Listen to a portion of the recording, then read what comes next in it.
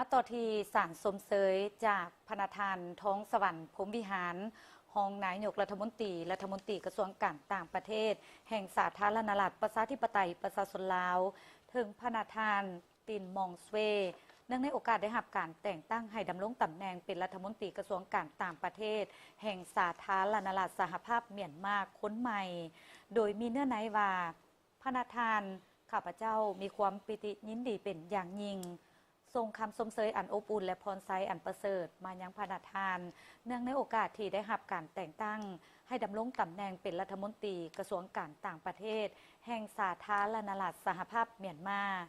ข้าพเจ้าเชื่อมั่นว่าสายพัวพันมิตรภาพที่เป็นมูลเสื้อและการร่วมมืออันใกล้ชิดฐานพันใกล้เงินเคียงที่ดี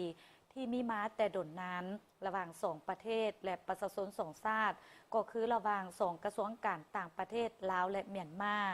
จะสืบต่อได้รับการเสริมขยายยิ่งขึ้นในอนาคต